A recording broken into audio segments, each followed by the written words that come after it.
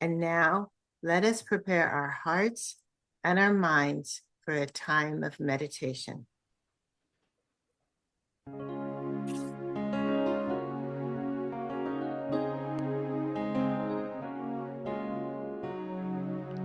Morning has broken like the first morning. Blackbird has spoken like the first bird. Praise for the singing, praise for the morning, praise for the springing,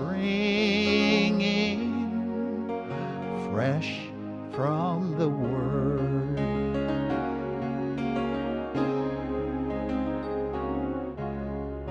Sweet the rain's new fall, sunlit from heaven, like the first dew fall on the first grass. Praise for the sweetness of the wet garden, sprung in completeness, his feet past.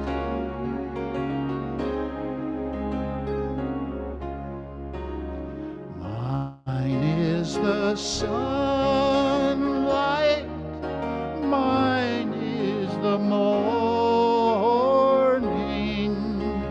born of the one light Eden saw play. Praise with elation, praise every morning, God's recreation on this new day.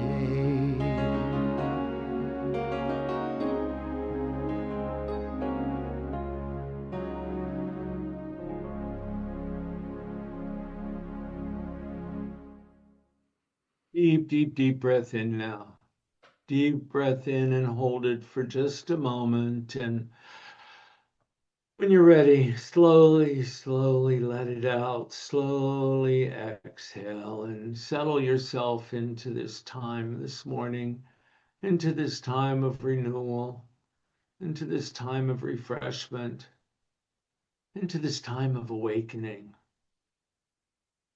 Breathing in and breathing out, allowing the body to begin to settle down, to relax, to let go of any places where there's stress or tension, to let go of any places where there's discomfort, to just let go and allow the body to just settle into wherever you're sitting, to settle in, to relax, to allow the breath to flow in through the lungs and then out to the rest of the body so that the entire body is taking in a breath, and saying, I pause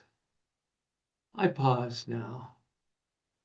I pause the body, I let it relax, I settle in, the toes and fingers settle down, the ankles and the wrists settle down, the belly drops, the shoulders drop, the forehead begins to unfurl, and the mouth and the nose relax.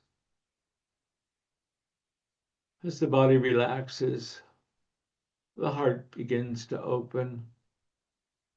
The heart begins to open wide.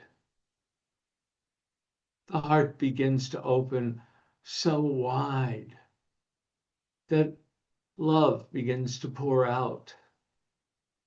Love begins to pour out And as we sit in this Zoom meditation, love flows through this Zoom meditation and digitally flows out to us, digitally flows out to the rest of the world, allowing that love to flow. We realize that the mind is beginning to slow down a bit. The thoughts aren't coming as rapidly as they usually do. And the thoughts of love begin to flow in our mind. Divine harmony, peace, love. As this love begins to flow through our consciousness, we settle down even more. We settle down into love, into that harmonizer that can settle anything down, no matter what seems to be going on in our world, no matter what seems to be going on in our life, no matter what seems to be going on in this human experience. We know from experience that love, love makes the world go round. Love settles it all down. Love is where it's at. Love is deep within the Christ within each of us. And on this Palm Sunday, we open ourselves to that love, to that releasing and that reimagining, to the love that sets us free. And now we sit with that love. We sit in the midst of love. Love is everywhere. Love is in my heart. Love is in my mind. Love in the silence now, in the love.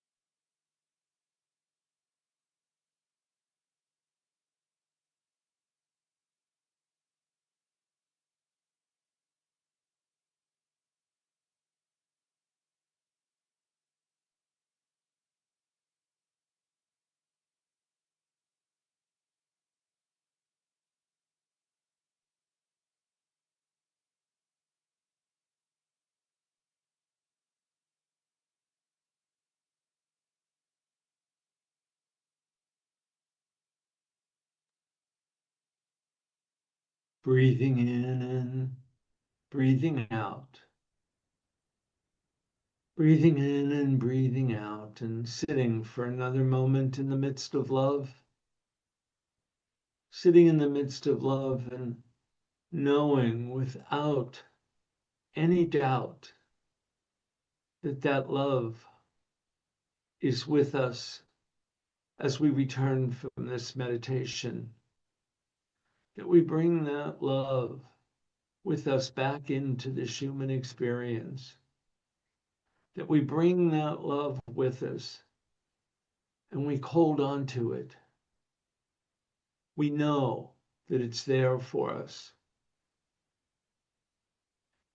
Taking in another deep breath and holding it for a moment, and slowly exhaling.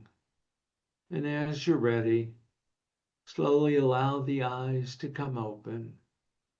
And we say, thank you. Thank you, God. And so it is. Amen. My song this morning is from the musical Jesus Christ Superstar. And this is a point in the play where the disciple Judas was having this conversation with Jesus.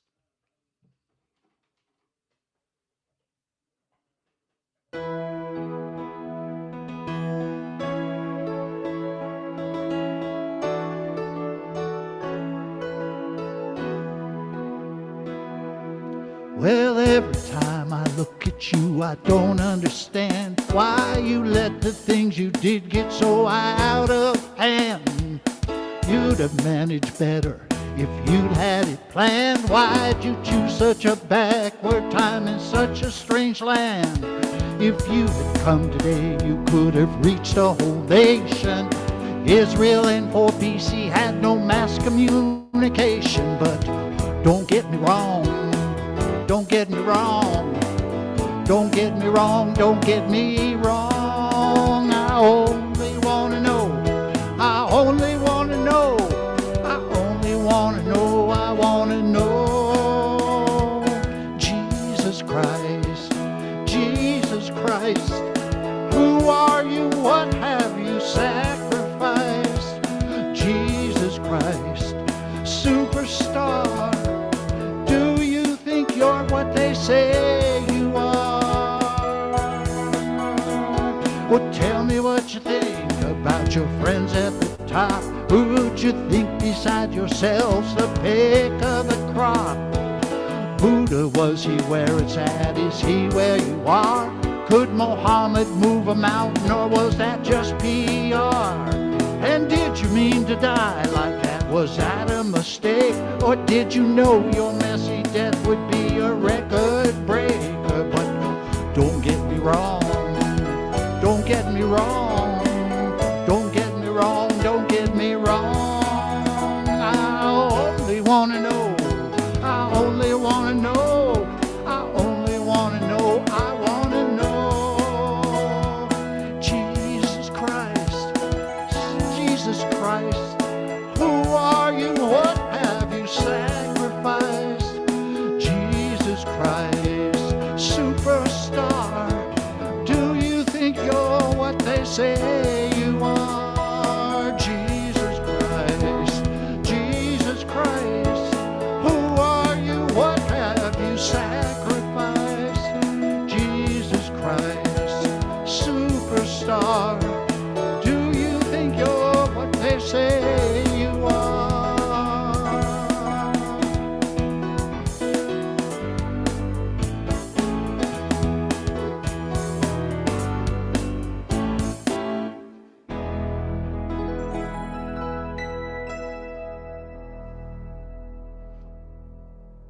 David Trolley, the music ministry of David Trolley. Thank you very much, David. We were, oh, Jane's excited there. There she goes. This was a Jane Simmons request. I said, I think we can do that. I'm pretty sure we can. And so we just did it. Thank you. Jane and I said, well, it is about him, so we better sing the song, right? Well, what a joy it is. Good morning, Jane. Why don't you unmute and we can say hello to each other again. Good morning. So good to have you with us. Well, good morning, Rich. I'm always delighted to be with you and your wonderful community. And so I'm so happy to be here and to share this sacred service with you. It's Wonderful. Well, thank you. And it's been really fun. Jane and I have had the opportunity to talk a couple times and getting prepared for the service. And we reflected back to we met, 25 years ago or so now. And I remember the first time we met, some board member at a church I was at made a decision that I needed to go to youth and family ministry training at Unity Village. I don't know what was wrong with that board member. But anyway, Jane was one of the David Morse, don't get any ideas. And Jane was one of the teachers, and she taught me one of my favorite songs, Tony Chestnut. But we won't go into that right now. So it's good to have you here, Jane. And of course, we wanted Jane to come today because she's going to be teaching her class starting on Monday, April the 6th, and it's based on her book, You Can't Sleep Through Your Awakening. And our Palm Sunday talk today is based on that book as well. So Jane is going to be in the community discussion room after the service, and she'll be happy to tell you more about the class or talk about whatever you want to talk about. So here we go with the co-ministered service on Palm Sunday. And it is hard to believe that it's Palm Sunday already. It seems like we just gathered for the Ash Wednesday meditation and the beginning of Lent, starting the process of releasing and reimagining. And it's good to come back to that Palm Sunday story. What's Palm Sunday really all about? And just a quick Rev Carlini version of it. Here's Jesus after being out in the wilderness for 40 days, 40 nights, being visited by Satan, or hearing new thought. We might say that he's out there in the wilderness and he's getting pounded with error of thought. These thoughts are coming saying you can't, you shouldn't, you won't. And he's saying, but I should, I will, I could. And the next thing you know, he's getting ready to ride into Jerusalem at Passover. And they're expecting him, well, they're saying he's the king of the Jews, and he's saying, I'm Jesus from Nazareth. And lo and behold, what he does on this morning before he goes into Jerusalem, he sends two of the people that are there with him over to a nearby abode and says, Jesse Smith over there has a donkey. Tell him that the man who they say is the king of the Jews needs it, and bring it back here. And so they bring the donkey back, and the next thing you know, Jesus is sitting on it, and he's going to ride into Jerusalem on a donkey, not on the top of some gallant horse or any other way, but on a donkey, on a donkey. And he does, and he does. And we know that story, but what about that donkey?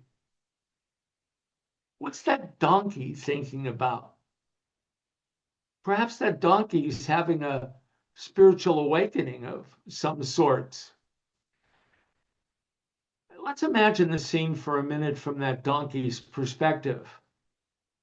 Up until this day, he lived a pretty ordinary donkey life, carrying loads, doing chores, nothing special. But on this particular morning, something unusual happened. Something unusual happened. A couple of people untied him and brought him to Jesus. And before he knew it, he was walking down the road into Jerusalem. Well, suddenly crowds began gathering. People are waving palm branches, cheering, even laying their cloaks on the ground in front of him. And the donkey was amazed. He'd never experienced anything like this before. And he thinks, wow, these people really love me. He walks a little taller and a little prouder, thinking, I must be a very important donkey. When the procession ended, he went back to his stable that evening, feeling pretty proud of himself. And the next day he says to the farmer, let's go back and do it again. So, of course, don't we all, So they go back into the city. But this time, nothing happens. There's no crowds, there's no cheering, there's no palm branches. And the donkey's confused and he looks up at the farmer, and the farmer looks at the donkey and says, "Well, yesterday you were carrying Jesus." Ah, and that's really the heart of Palm Sunday. It was never about the donkey, it was about that presence moving through him. Awakening isn't about becoming more impressive. It's about becoming more aware of the divine presence already moving through our lives. And that's what Jane Simmons points to in You Can't Sleep Through Your Awakening, because awakening doesn't start when life becomes perfect. It begins the moment we realize something sacred is already unfolding, even if we don't fully understand it. And that's Palm Sunday, the beginning of the journey, when awakening has started, but the story is still unfolding. Jane? Yes, you really um, captured the essence of that moment of understanding there's something more here, there's something more, uh, and to value that, learn to value that. You know, Julia Cameron, who is the author of The Artist Way, among other books, she shares one of my most favorite descriptions of humanity, who we are. She says, we're spiritual beings with spiritual business to transact on this physical plane. And I just love that because we are spiritual beings. We have important spiritual business to conduct on this planet. And yet, so often, we buy into this tiny, limited, egoic identity that we've temporarily taken on. And we end up believing that's the entirety of who we are. We become like the donkey, thinking this is me, this is all about me. And we remain unaware of, of who we have actually come here to be, unaware of our true identity, asleep to our spiritual business of being a greater expression of the one presence, the one power, of being an avenue through which divine love can bless our planet. And when we miss all that, we end up sleepwalking through our life. You know, we don't see the whole picture. So awakening to this truth of who we are, it's not some future event that we're kind of all striving for.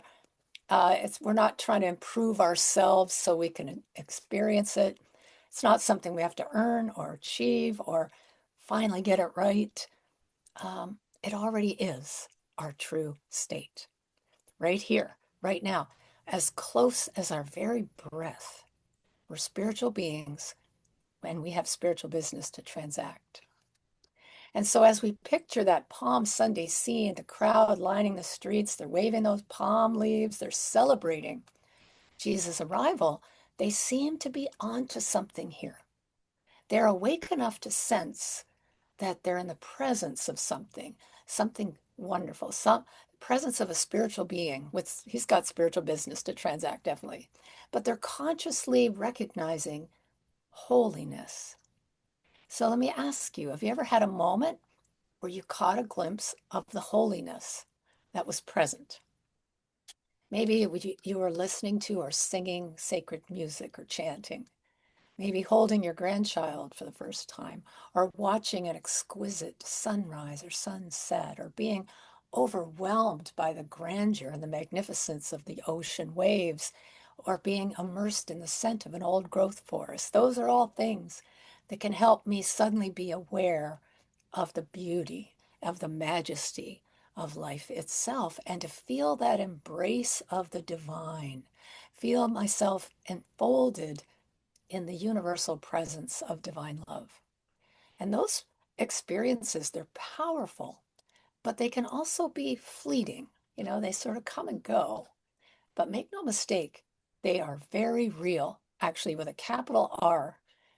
And awakening often begins this way, as more of sort of a glimpsing moment, a sensing, a feeling, before it turns into an aha moment of deep understanding. However, and this is part of the Palm Sunday story, even after these people waving the palms had such a powerful awakening moment, recognizing the holiness, seeing that something unusual is happening here, something extraordinary, what happens after those moments? It's so easy to sort of drift back to sleep. It's easy to slide back into defaulting to life as usual.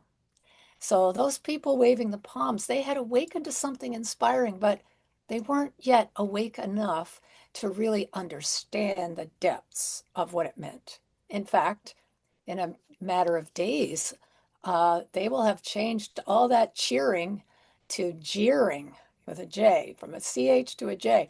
And that's exactly what happens when the egoic conditioned behavior takes the wheel again, you know, pulls us out of the present moment and just says, go back to sleep. We're no longer sustaining the transformed consciousness. We just kind of slumbering away.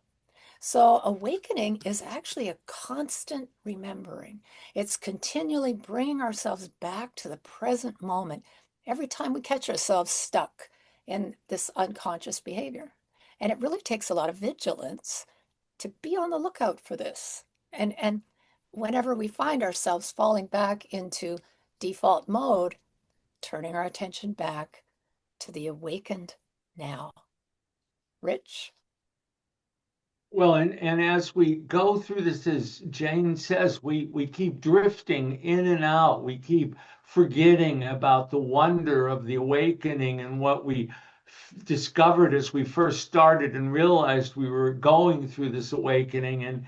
And as we drift in and out, we find ourselves having expectations. We find ourselves having the same expectations as the donkey had when he went down the road the second day. He expected the palm trees and the cheering and the crowds. He expected that ego boost. He expected the fireworks going off. And don't we do that too? Don't we do that too? But you know, you can imagine what the crowd was going through that day. They had expectations of Jesus coming into Jerusalem. They expected to have the King of the Jews come up. They expected someone coming up powerful, victorious, clear, someone on a knight on a white shining horse. But Jesus enters Jerusalem on a donkey. He enters humble, vulnerable, and deeply, deeply human. Palm Sunday then invites us to notice how often our expectations prevent us from recognizing the deeper movement of spirit within us. We want awakening to feel inspiring, to feel life affirming, to feel comforting. And yet, awakening often arrives disguised as disruption. Jane? Yes, indeed. So those moments of disruption, discomfort, all those things, we can use those moments to help us awaken. That's the beauty of it. They can become what Byron Katie calls compassionate alarm clocks. I love how she brings that up. When we're having these moments of discomfort, and they can come in so many different forms, from maybe a slight sense of restlessness or unease, that there's something off kilter, to divine discontent, where we're just feeling that there's more to life. And, you know, I need the old story isn't fitting anymore. And I feel this sense of needing more, wanting more. Um, and it can, there's a whole spectrum of discomfort we can choose from.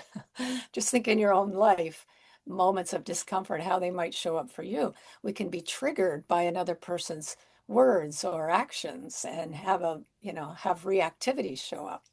So it's very uncomfortable for us. It's very confusing for us to be in these moments of discomfort. And especially if we're in this kind of restless divine discontent, we can find ourselves in um, what's called liminal space, also known as hell in the hallway.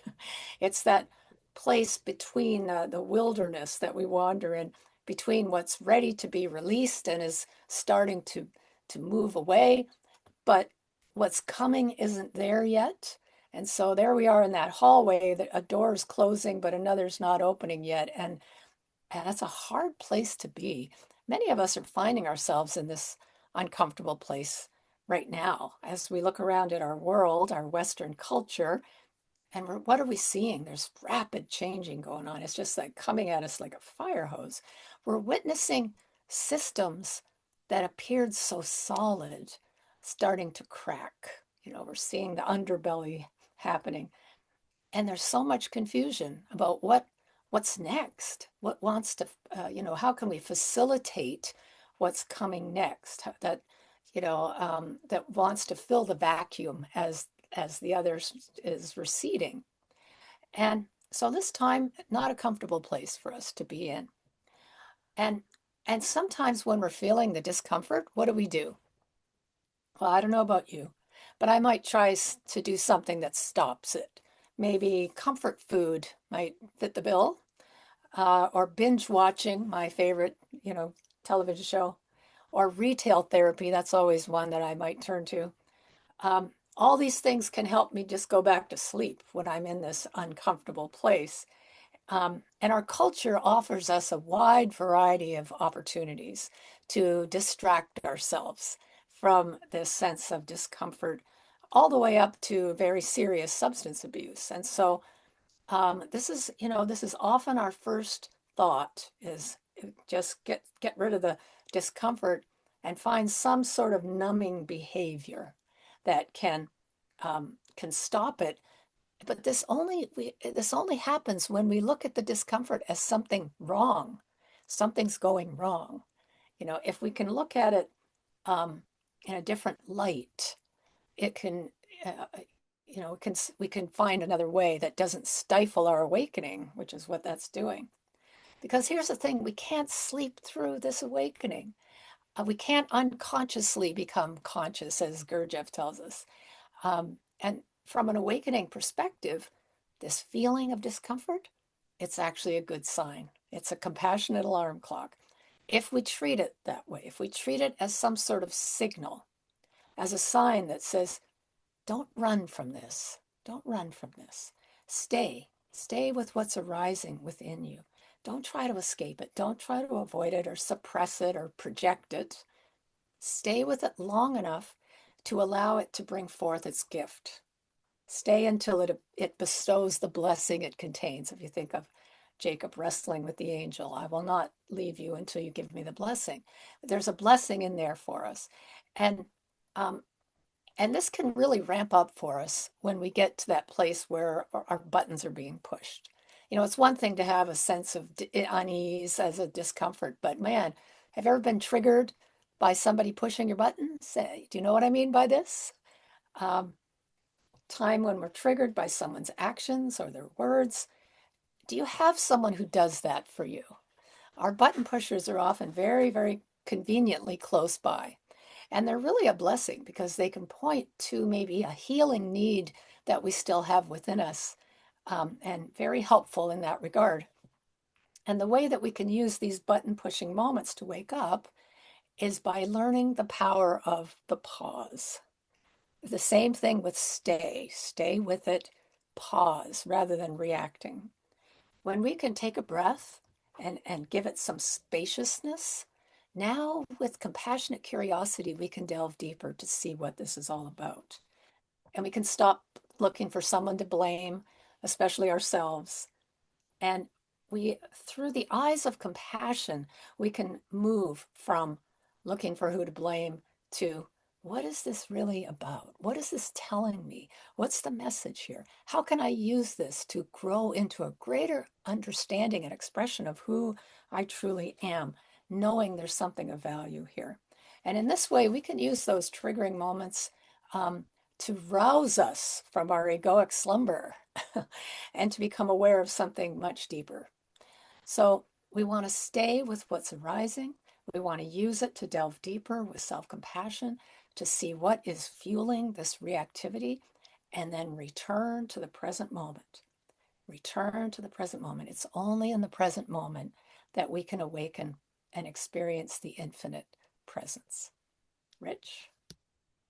Yes, awaken from our egoic slumber. I like that.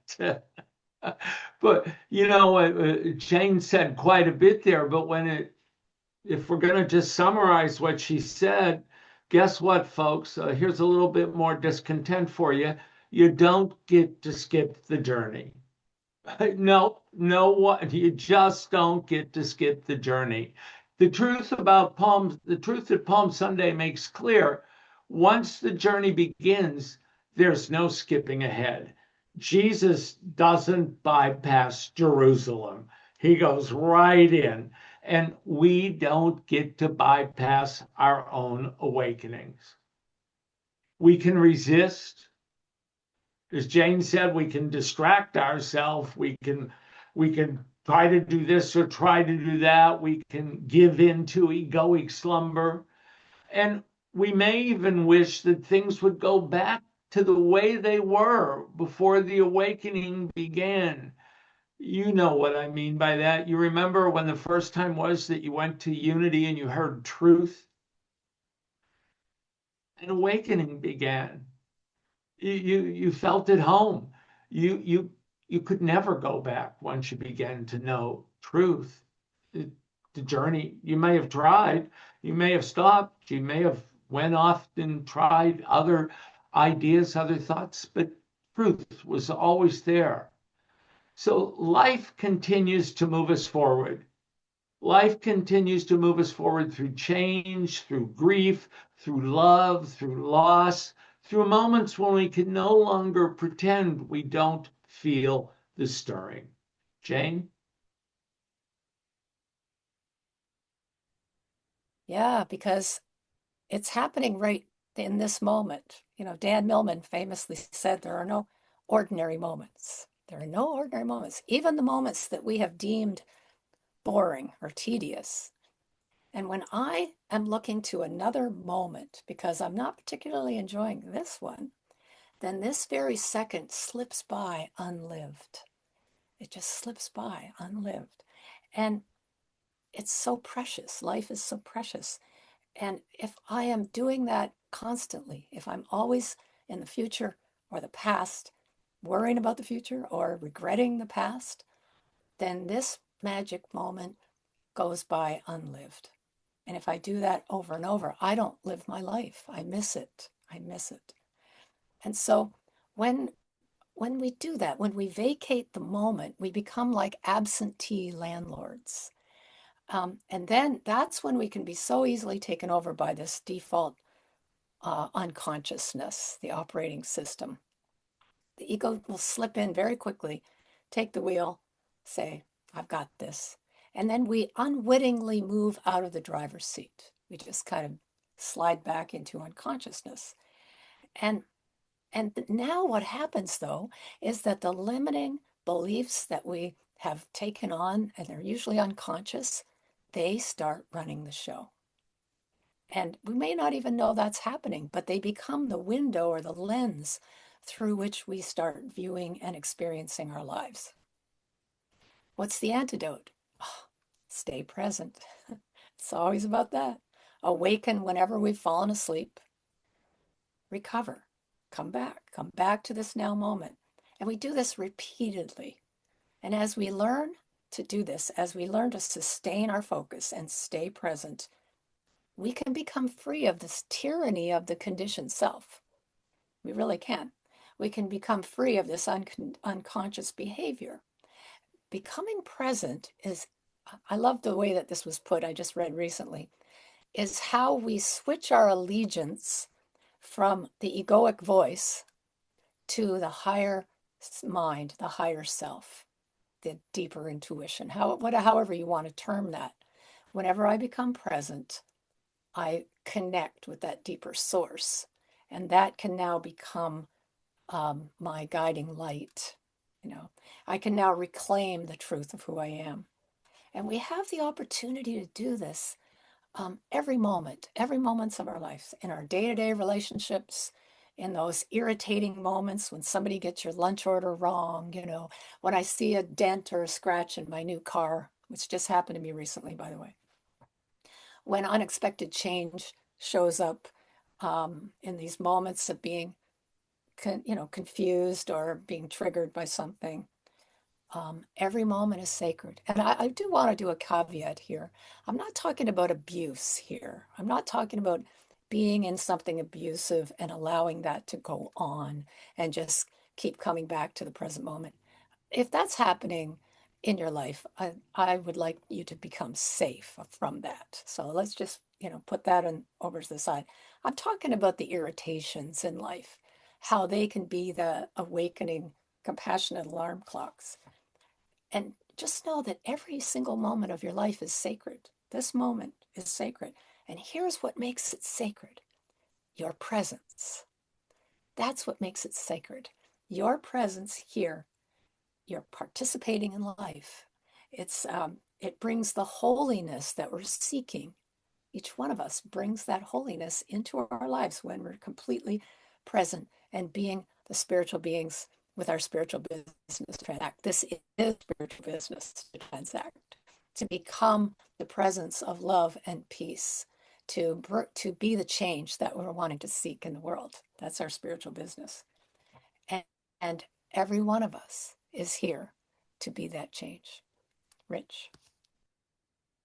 And to bring us to a close on this Palm Sunday reminds us that transformation begins before clarity arrives.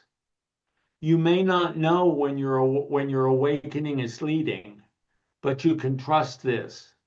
You are already on the road. Life is already speaking, and you cannot sleep through what is calling you forward. So go out and have a spiritual awakening. Thank you for doing this with me, Reverend Dr. Jane Simmons. Have a wonderful Holy Week, everybody. Thank you. Thank you, Jane.